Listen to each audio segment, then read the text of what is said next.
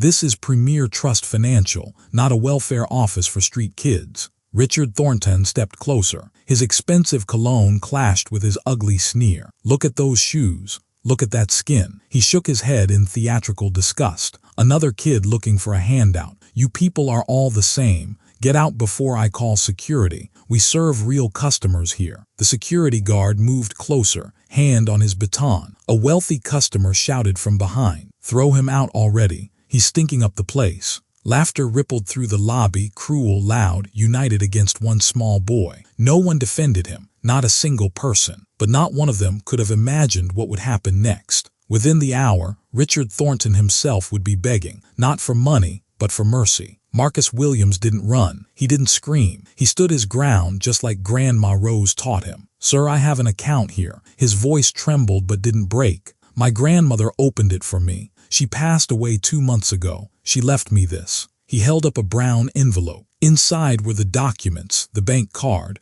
the letter Grandma wrote him before she died. Richard Thornton rolled his eyes dramatically. Your grandmother. He looked around at the watching customers playing to his audience. Let me guess. She also left you a mansion up the coast and a private jet. Laughter again. The wealthy customers loved the show. Amanda Peters, the senior teller, leaned over her counter, her lip curled with disgust. Sir, should I call the police? This kid is obviously running some kind of scam. Richard waved his hand. Not yet. Let's see what kind of con he's pulling first. He snatched the envelope from Marcus's hands, pulled out the documents roughly. His eyes scanned them with bored contempt. Then he saw the bank card. Black, premium tier, platinum reserve, the kind issued only to high-net-worth clients. For 1 second, something flickered across Richard's face. Confusion, maybe even doubt. But prejudice is a powerful thing. It can blind you to what's right in front of your eyes. Richard shook off his doubt. Where did you steal this? He held up the card, showing it to the lobby like evidence in a courtroom. A kid from the projects with a platinum reserve card. You really expect me to believe that?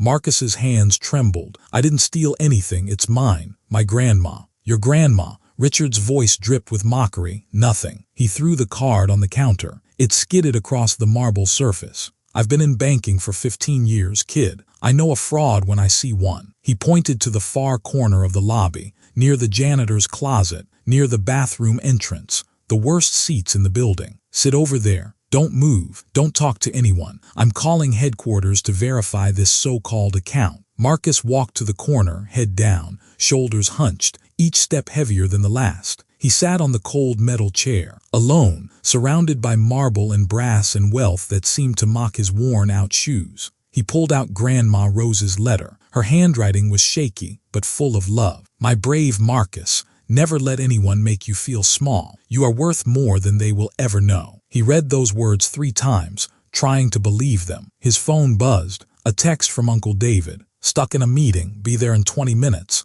You're doing great, champ. Marcus almost smiled. He had no idea how much those 20 minutes would change everything. 15 minutes passed, then 20, then 25. Marcus sat in the corner, invisible, forgotten, erased. The bank hummed with activity around him. Customers came and went. Tellers smiled and processed transactions. Business continued as usual, but not for Marcus. He watched Richard Thornton help a man in a golf polo open a brand new account. The man had arrived 15 minutes after Marcus. He was served immediately. No questions, no suspicion, no demands for extra identification. Just smiles and handshakes and welcome to Premier Trust. He watched Amanda Peters bring Richard a cup of coffee from the break room. They stood together near the water cooler, laughing. Their eyes kept drifting toward Marcus's corner. More laughter. He couldn't hear what they were saying. He didn't need to. He watched a wealthy woman in a designer dress deposit a check for what looked like thousands of dollars.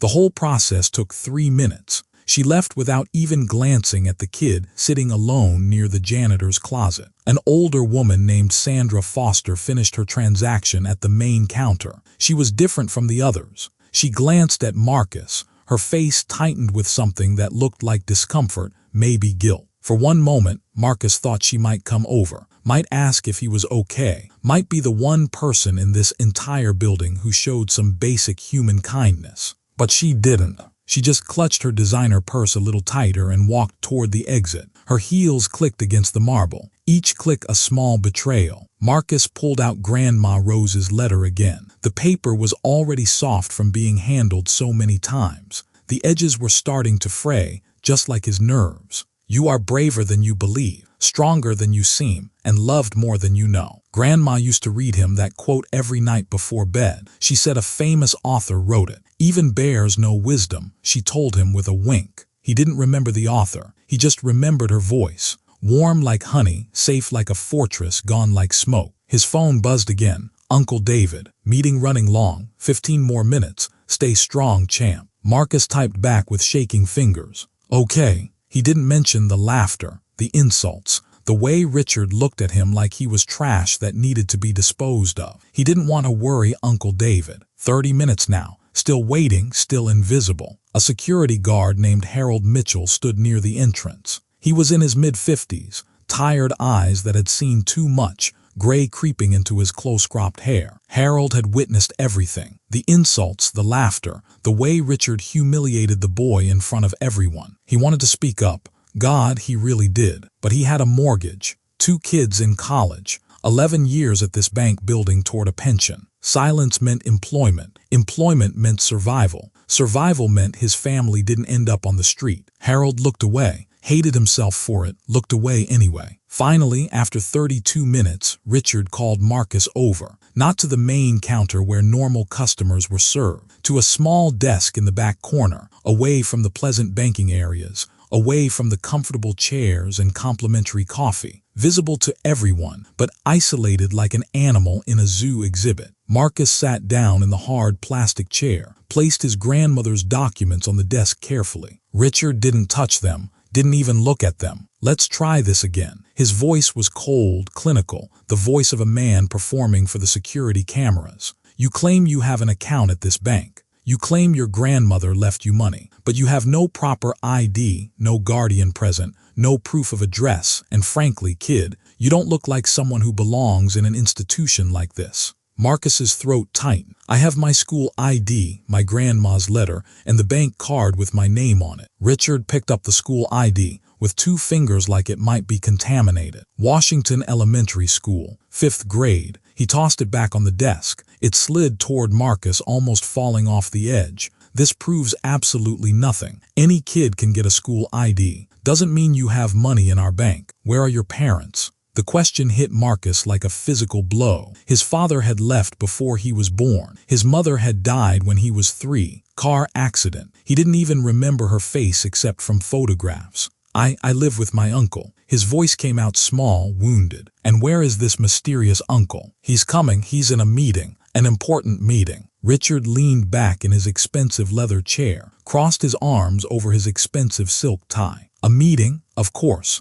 How convenient. His smirk was ugly. Let me guess. He's the CEO of some Fortune 500 company. That's why a 10-year-old kid in raggedy shoes has a platinum reserve card, because his uncle is so rich and important. Before Marcus could respond, Amanda appeared beside Richard. She bent down and whispered something in his ear. They both looked at Marcus. Amanda's smirk matched Richard's perfectly. I don't know what kind of scam you and your so-called uncle are running, Richard said, louder now, wanting the other customers to hear, but it won't work here. I'm freezing this account pending a full investigation. Marcus's eyes went wide. You can't do that. That's my grandma's money. She saved her whole life. Your grandma? Richard's voice dripped with sarcasm, each word a small knife. Right. The teacher who supposedly left you a fortune. Tell me something, kid. What did she really do? Rob a bank herself? Deal drugs? What? The words hung in the air like poison. Marcus felt something crack inside his chest, in the place where he kept Grandma Rose's memory safe. Richard stood up from his desk, straightened his tie, smoothed his jacket. Then he raised his voice,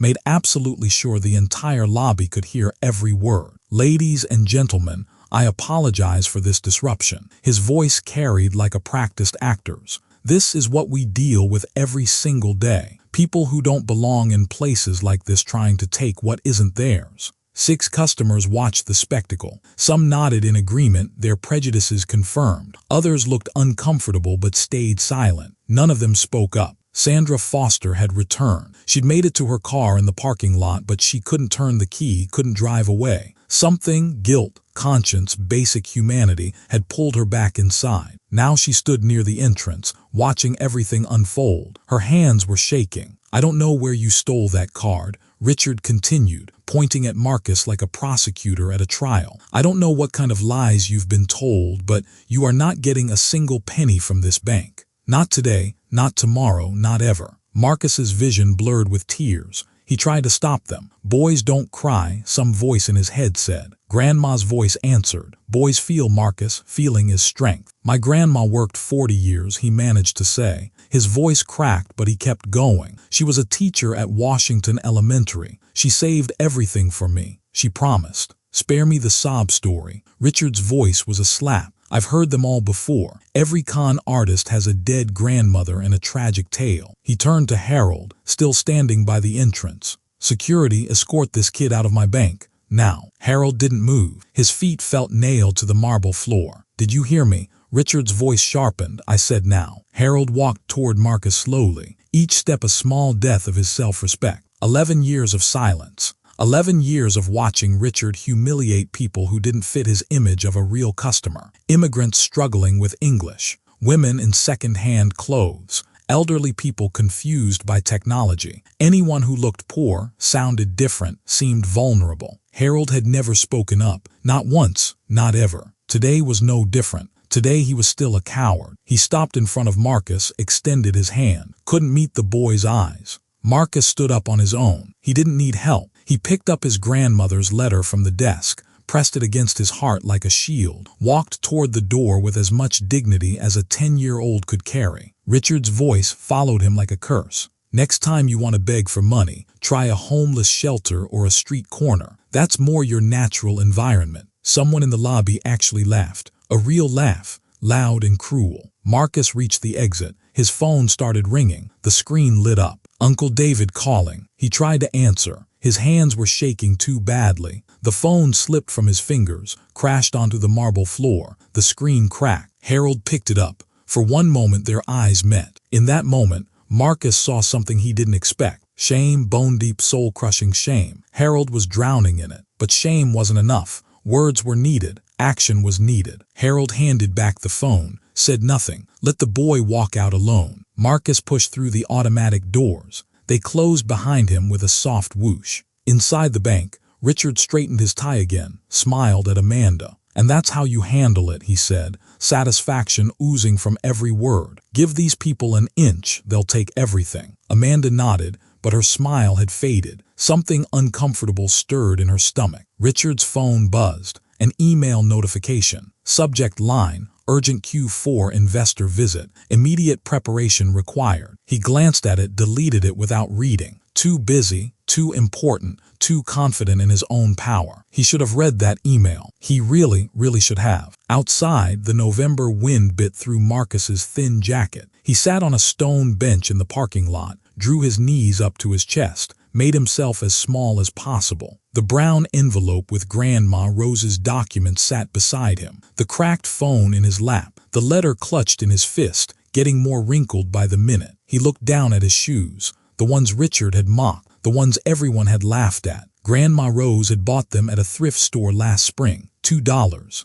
Marcus had been embarrassed at first. Other kids at school had brand-name sneakers. "Shoes don't make the man, baby," Grandma had said, kneeling down to tie the laces for him. "Character does. And you have more character in your little finger than most people have in their whole bodies." She had worn her own shoes until they fell apart, fixed them with tape and glue until they couldn't be fixed anymore. Marcus now understood why. Every dollar she didn't spend on herself was a dollar she saved for him. Tears fell onto the cracked phone screen. He didn't bother wiping them away. He tried calling Uncle David, straight to voicemail. He sent a text, typing through tears. "Uncle David, they kicked me out. They said I stole Grandma's card. They called me a thief." Then he waited. 1 minute, 3 minutes, 5 minutes. No response. The meeting must still be going. Uncle David always put his phone on silent during important meetings. He said it was professional courtesy. Marcus had no one to call, no one to help,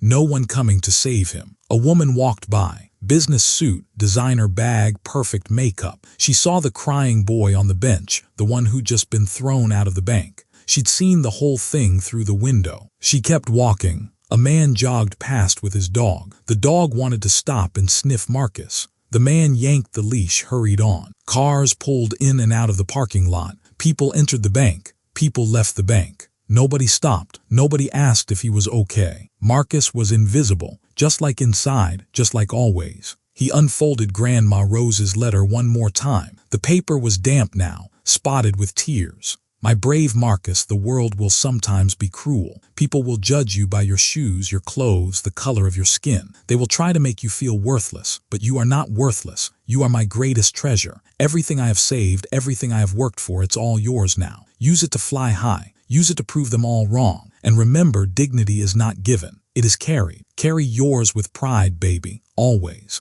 All my love forever and ever, Grandma Rose. She had promised him, sitting in her little kitchen, eating chocolate chip pancakes. She had promised, one day you'll walk into that bank and they'll treat you like a king, Marcus. They'll call you sir and shake your hand. You'll see. Today they had called him a beggar, a thief, a con artist. Today they had thrown him out like garbage. Grandma Rose, wherever she was, must be heartbroken. Inside the bank, Sandra Foster stood near the entrance, frozen. She had come back, driven by guilt, pulled by conscience. She had watched the whole scene through the glass doors, watched the boy sit on the bench, watched him cry alone, watched people walk past without stopping. She should go out there, sit with him, tell him it would be okay. But what would she say? What could she possibly say? She had stood right there in the lobby, watched Richard humiliate that child, heard the insults, the racism, the cruelty, and she had done nothing, said nothing, just like everyone else. What right did she have to comfort him now? Harold Mitchell stood at his post by the door. His eyes kept drifting to the parking lot, to the small figure on the bench. His chest felt tight. His hands wouldn't stop clenching. 11 years ago, Harold had been that boy. Different bank, different city, same humiliation. A manager had refused to cash his paycheck. Need extra verification for people like you. A security guard had followed him around a store. Just doing my job, sir. A realtor had suddenly found that an apartment was no longer available after seeing his face. 1,000 small cuts over a lifetime, some not so small. And now Harold was the one in the uniform, the one following orders, the one enabling the cruelty. His younger self would be disgusted. He moved toward the door. Maybe he could just. Harold, Richard's voice cut through like a whip. Stop daydreaming. There's a delivery at the back entrance. Handle it. Harold hesitated. 1 second, 2 seconds. Then he turned and walked toward the back. The moment passed. Outside, Marcus was still alone, but not for much longer. A luxury sedan turned into the parking lot. Sleek, silent, expensive. It stopped near the entrance. The door opened, and everything was about to change. David Williams stepped out of the sedan. 62. Silver gray suit that cost more than Richard Thornton's monthly salary. Silver at the temples. An aura of quiet authority that made people instinctively straighten their posture. He spotted Marcus immediately. His nephew, his late sister's only child, the last living piece of his mother, Rose, remaining in this world, sitting on a cold bench, crying, clutching a crumpled letter, completely alone. David's jaw tightened. A muscle twitched beneath his eye, the only visible sign of the fury building inside him. He walked to the bench, knelt down so he was at Marcus's eye level. Hey, champ. His voice was gentle, a stark contrast to everything Marcus had heard in the past hour. I'm here now. Marcus looked up, his face crumpled completely. Uncle David. He threw himself into his uncle's arms, sobbed against his expensive shoulder, tears and snot staining the silk wool blend. David didn't care about the suit, didn't even notice. He held his nephew tight, didn't rush him, didn't ask questions, just let the boy cry until the shaking stopped. Tell me what happened. Marcus told him everything, every word, every insult, every laugh, every moment of humiliation. David listened in absolute silence. His face remained calm, controlled, but his eyes grew darker with each sentence, harder, colder. When Marcus finished, David stood up slowly. You did nothing wrong, he said. His voice was firm as bedrock. Nothing. Do you understand me? This is not your fault. None of it. But they said they were wrong, and they're about to find out exactly how wrong. He took Marcus's hand, started walking toward the bank entrance. Marcus pulled back. I don't want to go back in there. Please, Uncle David, please. David stopped, knelt down again. I know, champ, I know it's scary, but sometimes we have to face the people who hurt us. He squeezed Marcus's hand, not to fight them, not to yell at them, but to show them that they couldn't break us,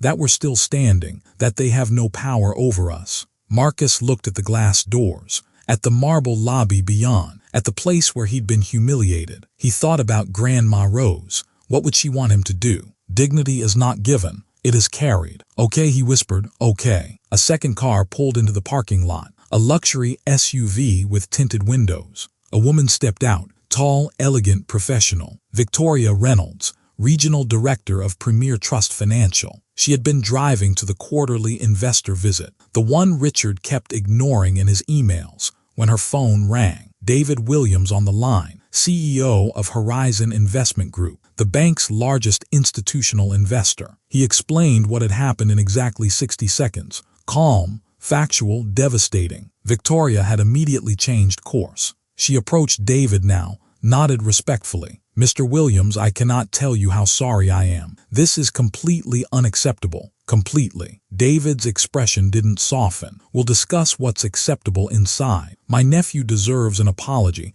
and I want to see exactly who we're dealing with. Victoria nodded. Of course, whatever you need. They walked toward the entrance together. David, Victoria, Marcus. Marcus's heart pounded so hard he could feel it in his ears. His legs felt weak, rubbery, like they might give out. The last time he walked through these doors, he was thrown out like trash. Now he was walking back in with his uncle's hand warm around his, with a regional director beside them. He didn't understand everything that was happening, but he understood this. Something had shifted. The ground beneath his feet felt different. The automatic doors slid open. The lobby fell silent. Every head turned. Richard Thornton saw Victoria Reynolds first. His face went white as chalk. Regional Director, unannounced visit. This was very, very bad. He hurried over, adjusting his tie, forcing his VIP smile onto his face. Ms. Reynolds, what a wonderful surprise. His voice was too loud, too eager. We weren't expecting you until. Plans changed. Victoria's voice could have frozen water. Then Richard noticed the man beside her. Tall, distinguished, the kind of suit that screamed money and power, and holding hands with. Richard's stomach dropped. The kid, the one he'd just thrown out, the one he'd called a thief, a beggar, a con artist. The kid was back, and he was holding hands with someone who clearly mattered. I'd like to introduce you to someone, Victoria said. Her voice carried across the silent lobby. This is David Williams, founder and CEO of Horizon Investment Group. The name hit Richard like a physical blow. Horizon Investment Group, the bank's largest institutional investor, 34% ownership of the parent company. The man who could make or break careers with a single phone call. That man, that David Williams, was holding hands with the kid Richard had just destroyed. I believe you've already met my nephew, David said quietly. He stepped aside. Marcus stood there, eyes still red, grandmother's letter still clutched to his chest, but now he was standing straight, chin up, shoulders back. Richard's face cycled through emotions like a slot machine. Confusion, recognition, dawning horror, pure terror. I didn't, if I had known who he was. That's exactly the problem, David said, isn't it? Amanda Peters dropped her pen. It clattered against the marble floor like a gunshot in the silence. Harold Mitchell, standing near the back now,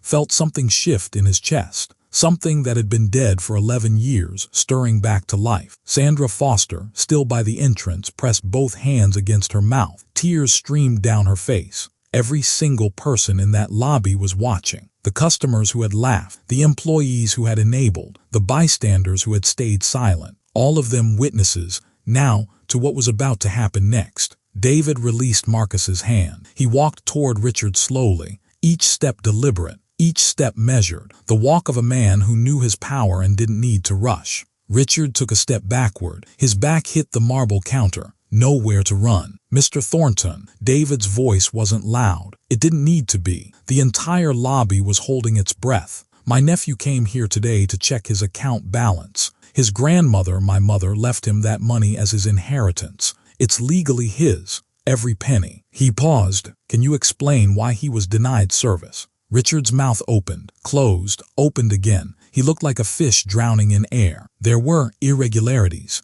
We were just following standard protocol. What irregularities? David's voice remained calm, controlled. Somehow that made it more terrifying than shouting. The account is properly documented. The funds have been verified by your own bank. What specific irregularity justified treating a 10-year-old child like a criminal? I didn't realize. If I had known who he was. That's exactly the problem. David stepped closer. Richard tried to press himself into the counter, but there was nowhere to go. You didn't know who he was, so you decided he was nobody. You saw a kid in worn-out shoes and you made a judgment. Not about protocols, not about policies, about who deserves to be treated like a human being. The words landed like hammer blows. My mother worked 40 years as an elementary school teacher. She rode the bus until she was 70 because she never wanted to waste money on a car. She wore the same winter coat for 15 years. She ate store-brand groceries so she could put money aside. David's voice didn't waver. If she had walked in here today, you would have treated her exactly the same way, laughed at her, humiliated her, thrown her out. Richard said nothing. There was nothing to say. She would have deserved better. Just like Marcus,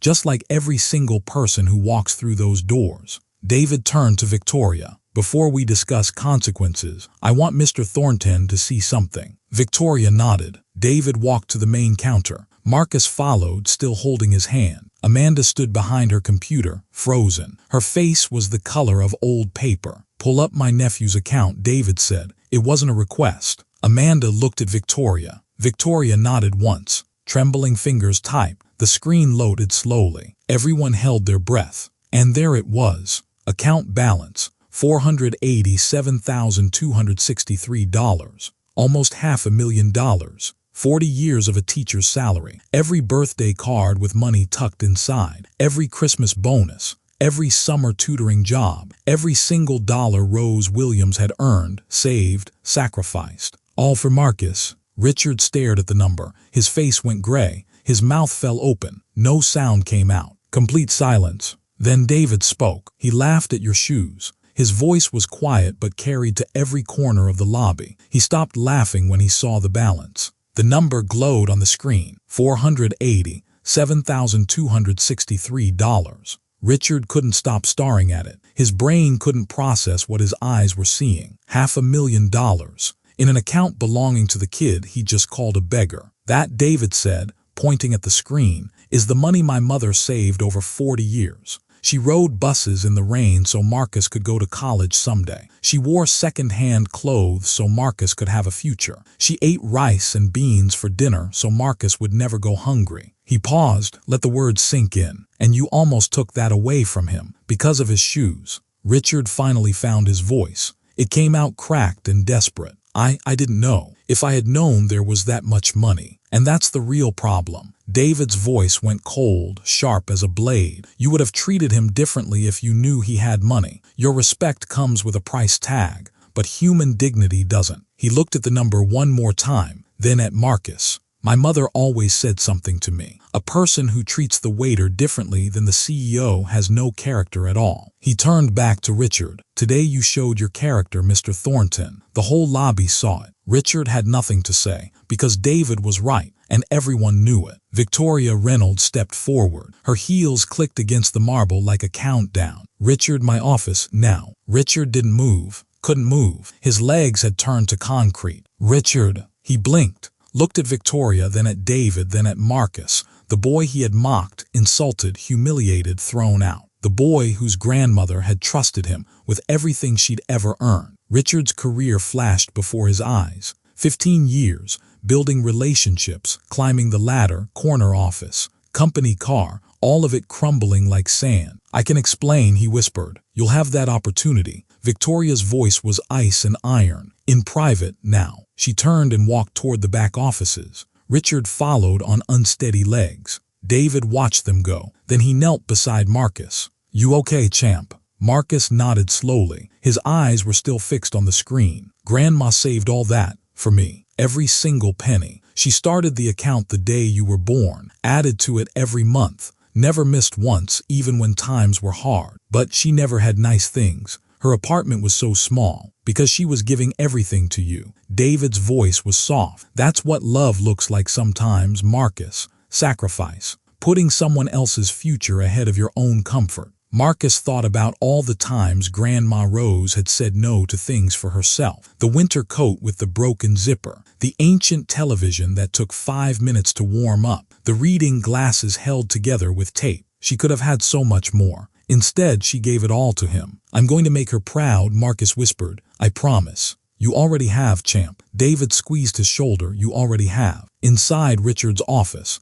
the temperature had dropped 20 degrees. Victoria sat in Richard's chair, behind Richard's desk, a deliberate choice. David stood by the window, arms crossed, a silent witness. Richard sat in the visitor's chair, the cheap one, the one where customers sat when they came to beg for loans. "I've already reviewed the security footage," Victoria said. She turned her laptop around, pressed play. Richard watched himself laugh at Marcus, call him a beggar, threatened to call security, announced to the entire lobby that kids like him don't belong in real banks. His own voice, his own words, his own cruelty, recorded forever. "You violated 3 company policies." Victoria's voice was clinical, methodical. Discrimination based on race and appearance, denial of service without legitimate cause, and falsification of official records. Richard's head jerked up. "Falsification." Victoria pulled up a document. "You filed an incident report 23 minutes ago. It states that Marcus Williams was aggressive, threatening, and refused to provide proper identification when asked." She looked at him. The security footage shows a polite 10-year-old boy asking to check his account. It shows you laughing at him, insulting his race, and having him physically removed from the premises. "I was protecting the bank's interests. You were protecting your prejudices." Victoria closed the laptop. "There's a significant difference." She stood, walked around the desk, stood over Richard like a judge about to deliver sentence. "Effective immediately, you are suspended without pay. Your Q4 bonus, all $35,000 of it, is forfeit. A full HR investigation will begin tomorrow morning. If it confirms discriminatory intent and based on this footage, it will. Termination for cause will follow." Richard's face crumbled like wet paper. 15 years. I gave this bank 15 years. And in 15 years, you should have learned that every customer deserves basic respect. Victoria opened the door. "Security will escort you to collect your personal belongings. Your access credentials have already been revoked." Richard stood. His legs barely supported him. He looked at David one last time, searching for mercy, finding none. "If he wasn't your nephew." "You're right." David's voice was quiet, devastating. "If he wasn't my nephew, he would have walked out with nothing, filed a complaint that would have been ignored, maybe called a lawyer who would have told him it wasn't worth pursuing." He met Richard's eyes. "That's exactly the problem, Mr. Thornton. He shouldn't need me to be treated like a human being. No one should." Richard had no response. He walked out of his own office, past his own employees, through his own lobby. For the last time, Amanda Peters was next. She sat in the same meeting room where she'd whispered about Marcus, smirked at his humiliation, enabled Richard's cruelty. Now she was in the hot seat. "You didn't start this," Victoria said, "but you participated in it. You reinforced Mr. Thornton's behavior. You failed to intervene when a child was being abused." Amanda's mascara ran down her cheeks in black rivers. "I knew it was wrong." Her voice cracked. I didn't want to make trouble. I didn't want to be the one who." "Silence is not neutral, Ms. Peters. Silence is a choice, and it has consequences." Victoria outlined the disciplinary measures. Formal reprimand, mandatory training, permanent note in her file, 0 tolerance for any future incidents. Amanda nodded through her tears, accepted everything. She had learned something today. The lesson had cost her dignity, but at least she still had a job. Harold Mitchell stood by the entrance after his meeting with David. Not a formal meeting, just 2 men talking. "You picked up his phone when he dropped it," David said. "You handed it back to him. It wasn't enough." "No, it wasn't." David didn't soften the truth, but it was something, a small kindness in a moment when he had none. "I should have done more. I should have said something. I should have." "You should have." "Yes." David looked at him steadily. "The question is, what will you do next time?" Harold thought about his mortgage, his kids, his pension. Then he thought about Marcus, 10 years old, crying on a bench, completely alone. "Next time I speak up," he said, "no matter what." David nodded, extended his hand. Harold shook it. It wasn't absolution. It wasn't forgiveness. It was a promise to himself, to Marcus, to every person he might be able to help in the future. A promise he intended to keep. Sandra Foster had been waiting through all the meetings, all the drama, all the reckoning. She was still there when Marcus and David walked toward the exit. "Wait," her voice came out strangled. "Please." They stopped. Sandra approached slowly. Her eyes were red. Her hands were shaking. "I'm so sorry." The words tumbled out. "I was there. I saw everything. I should have said something. I should have defended you, but I stood there like a coward." Marcus looked at her, this woman who had watched his humiliation in silence. He thought about Grandma Rose. What would she say? "Forgiveness isn't about them, baby. It's about setting yourself free." "You came back," Marcus said quietly. "That matters." Sandra's tears fell faster. "I'm filing a complaint, a formal one as a witness. Everything I saw, everything they said, it goes on the record." David nodded. "That takes courage." "It takes less courage than your nephew showed today." Sandra looked at Marcus. He stood there and took everything they threw at him. He didn't run. He didn't scream. He just endured with dignity. "I don't know if I could have done that." Marcus didn't know what to say, so he said the only thing that felt true. "Thank you for coming back." Sandra nodded, wiped her eyes, walked to customer service to file her complaint. One small act of courage. It was a start. The news spread through the bank like wildfire. By closing time, everyone knew. Richard Thornton, 15-year veteran branch manager, terminated for cause. The official reason: violation of company policies regarding customer service and professional conduct. The real reason spread through whispers and texts. He mocked a kid, called him a beggar, threw him out. Turns out the kid's uncle owns a third of the bank. By the next morning, it was regional news.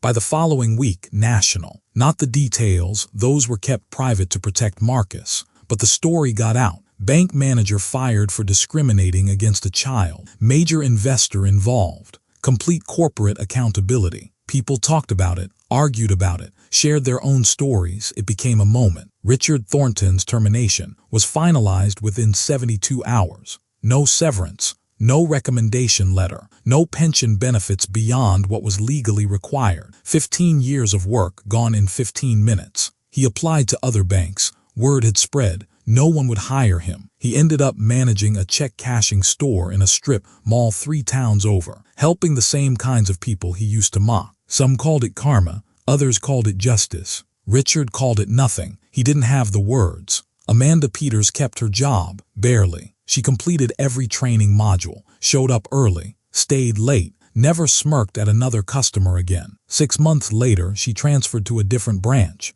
needed a fresh start. 6 months after that, she quit banking entirely, went back to school, became a social worker. She spent her days helping families navigate systems designed to exclude them, the same system she had once enforced. The irony wasn't lost on her. Neither was the lesson. 3 weeks after the incident, Harold Mitchell faced his first test. A young woman came into the bank, nervous, uncertain. Her English wasn't perfect. She struggled to explain what she needed. A new teller, young, impatient, was getting frustrated. His sighs were getting louder, his eye rolls more obvious. Harold walked over. "Is there a problem here?" The teller started to explain. Harold cut him off. "This woman is a customer. She deserves patience and respect. Help her properly, or I will find someone who can." The teller's eyes went wide. He apologized, helped the woman with genuine care. Harold went back to his post. His heart was pounding, his hands were shaking, but he had spoken up. For the first time in 11 years, he had spoken up, and it felt like breathing after being underwater for too long. Victoria Reynolds didn't stop with Richard. Within 3 months, she implemented sweeping changes across the entire region. Mandatory bias training, every employee, every quarter, no exceptions. New customer service protocols, every inquiry handled within 15 minutes, regardless of appearance. Mystery shoppers hired to test compliance. An anonymous reporting hotline for customers and staff alike. Zero tolerance for discrimination. A small plaque mounted at every entrance. Every customer deserves respect. Premier Trust Financial. It wasn't revolutionary. It wouldn't fix centuries of systemic problems overnight. But it was a start, a real one. Victoria made one more change, a personal one. She called David Williams directly. "I want to do more than just discipline bad behavior," she said. "I want to honor your mother's legacy." What would that look like? David thought about it, talked to Marcus, talked to his memories of Rose. A week later, they announced it. The Rose Williams Memorial Scholarship Fund, named after Marcus's grandmother, funded by the bank, administered by a community foundation. Every year, 2 scholarships awarded: full tuition, books, living expenses. Recipients: students from underserved communities pursuing degrees in education. Teachers teaching future teachers. Rose Williams's legacy multiplied. The first recipients would be announced the following fall. The selection committee would include community leaders, educators, and one very special advisor. Marcus Williams, 10 years old, already changing the world. When David told him about the scholarship, Marcus was quiet for a long time. They named it after Grandma. They did. So her dream keeps living. So she keeps helping kids even though she's gone. David nodded. That's exactly right. Marcus looked at the framed photo on his dresser. Grandma Rose smiling, wearing her old coat and her old shoes. She would have cried, Marcus said. Happy tears. Yeah, David's voice was thick. She would have. Marcus walked to his closet, pulled out his worn-out sneakers, the ones Richard had laughed at. He placed them on his shelf, next to the photo. He would never throw them away. Never. The video surfaced 3 weeks after the incident. Not from the bank's security cameras. Those were sealed. From a customer's phone. The young professional who had been filming that day, he'd meant to post it for laughs. Drama at the bank. Easy engagement. Quick views. But then he'd watched what happened after. Watched David arrive. Watched Richard crumble. Watched justice unfold in real time. And he felt something unexpected. Shame. He had stood there filming, laughing, entertained by a child's humiliation. What kind of person did that make him? He deleted the original video, but guilt lingered, festered, wouldn't let him sleep. 3 weeks later, he posted something different. His own face. His own confession. I was there that day. I watched a bank manager humiliate a 10-year-old boy for wearing old shoes. I watched. I laughed. I filmed it like it was entertainment. I was wrong. I was part of the problem. That kid showed more courage than anyone in that lobby, including me, especially me. So if you ever see something like this happening, don't watch, don't film, don't laugh. Speak up, because silence makes you complicit. I learned that the hard way. Don't be like me. The video went viral, 3 million views in 5 days. Comments flooded in, people sharing their own stories, their own shame, their own promises to do better. A national conversation started about bias, about assumptions, about the snap judgments we make based on appearance. Marcus never saw the video. David made sure of that. The boy had been through enough. But the message spread anyway. One small act of honesty, one confession, millions of conversations. Change doesn't come from big moments. It comes from countless small ones. This was one of them. 8 years later, Marcus Williams walked across a sun-drenched campus. A prestigious East Coast university. First day of freshman orientation. 18 years old now. Tall, confident. A far cry from the frightened 10-year-old in the marble lobby. But not entirely different. He still carried his grandmother's letter, laminated and protected now, tucked safely in his wallet, close to his heart. And on the shelf in his dorm room sat a pair of worn-out sneakers,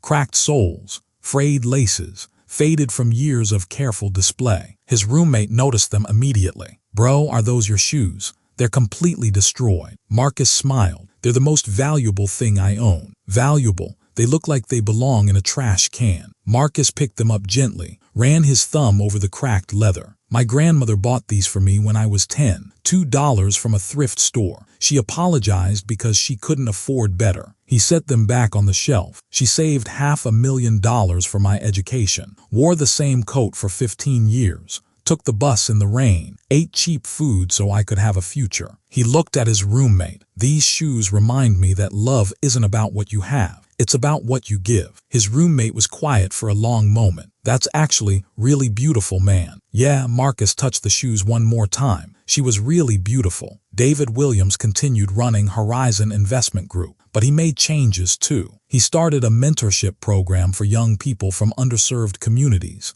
paid internships, real opportunities, actual career paths. Not charity, investment. Talent is distributed equally, he told his board. Opportunity isn't. We can change that. The Rose Williams Memorial Scholarship flourished. 14 recipients in 8 years. Teachers, counselors, principals, all carrying Rose's legacy forward, all teaching future generations. Harold Mitchell, retired from the bank 3 years after the incident. But he didn't disappear. He became a school resource officer, different kind of security, protecting kids instead of removing them. Every time he stood up for a student, he thought of Marcus. Every time he spoke against injustice, he honored the promise he'd made. He never stayed silent again, not once. Sandra Foster joined the bank's community advisory board. The woman who had watched in silence became a voice for change. She volunteered at schools, spoke to students about courage, about speaking up, about the cost of silence. "I was a bystander once," she told them. "I chose to stay quiet. It's a choice I regret every single day. Don't make my mistake." Amanda Peters found her redemption in social work. She spent her days helping families like the ones she used to dismiss. She never forgot Marcus, never forgot how close she had come to being exactly like Richard. She was different now, not perfect, but genuinely different. Richard Thornton. Nobody really knew what happened to Richard. Some said he moved to another state, started over, changed his name. Some said he never recovered, drank himself into obscurity. Some said he finally understood what he'd done, spent his days volunteering at shelters, trying to make amends. Nobody knew for sure. Maybe that was its own kind of justice. Marcus stood at his dorm window as the sun set over campus. Tomorrow classes would start. His future would begin. He pulled out his grandmother's letter. Read it one more time, the words he knew by heart. "My brave Marcus, never let anyone make you feel small. You are worth more than they will ever know. Dignity is not given, it is carried. Carry yours with pride." He had carried it through the worst day of his life, through years of growing up, through the journey that brought him here. His phone buzzed. "Uncle David, first day tomorrow. How are you feeling, champ?" "Nervous, excited, ready. Your grandma would be so proud of you." "I know, I think about her every day." "She's with you, Marcus, always will be." They talked for a few more minutes, then Marcus hung up. He had orientation to attend, a future to build, a legacy to honor. He grabbed his backpack, brand new, expensive, a gift from Uncle David. But on his feet were the old sneakers, the ones he'd brought to campus, the ones he wore on special occasions. Today felt like a special occasion. Marcus Williams walked out of his dorm room into his future, carrying his dignity with pride, just like Grandma Rose taught him. Respect is not a reward for success. It's not earned by money, fancy clothes, or knowing the right people. It's the baseline of humanity, the minimum we owe each other. Marcus Williams didn't need a powerful uncle to deserve basic decency. No one does. But that day in the bank, he learned something important. Some people measure your worth by your shoes, others by your wallet. A few rare ones measure it by your character. Be one of the rare ones. And if you ever find yourself in a lobby watching someone be humiliated, ask yourself, which person do you want to be? The one who laughed, the one who filmed, the one who stayed silent, or the one who spoke up? The choice is yours. It's always yours. Dignity is not given. It is carried. Carry yours with pride and help others carry theirs. That's how we change the world, one small act of courage at a time. If this story reminded you of something you've witnessed or something you stayed silent about, share it. Not for us, for the next Marcus who walks in somewhere alone and needs someone to speak up.